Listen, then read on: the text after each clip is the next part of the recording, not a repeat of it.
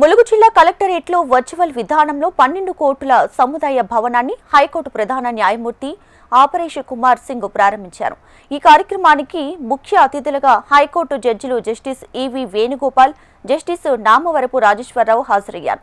పేద ప్రజలకు అందుబాటులో న్యాయ సేవలు ఉండాలనే ఉద్దేశంతోనే హైకోర్టు ప్రధాన న్యాయమూర్తి justice operation Kumar Singh virtual విధానంలో శంకుస్థాపన చేయడం సంతోషంగా ఉందన్నారు.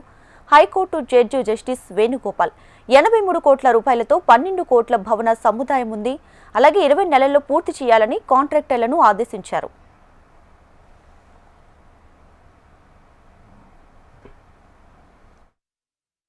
ఈ భూమి పూజ కార్యక్రమం చేసినప్పటి నుండి 24 నెలల లోపల మన కోర్టు బిల్డింగ్ నిర్మాణం చేసుకొని అక్కడ ఫంక్షన్ చేయాలన్నటువంటి రాజేశ్వరరావు యొక్క సంకల్పం ఏదైతున్నదో ఆయన ఒక దృఢ సంకల్పనానికి ఒక తార్తనం ఏంటంటే, నేను ఇక్కడ మనం బూజు పూజ చేశాను, కొబ్బరికాయ కొట్టేటప్పుడు కింద మనము పారబట్టి తవ్వుతున్నప్పుడు నాకు ఒకటి అనిపించింది.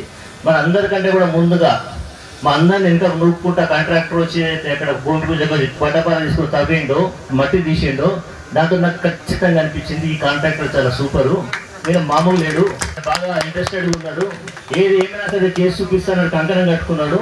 ఆయన కంకణం కట్టుకున్నానికి రామప్ప మన దేవుడు శివుడు సాక్షి, దట్టమ్మ తల్లి సాక్షి, వాళ్ళిద్దరు సాక్షిగా పెట్టుకొని చేసిండు.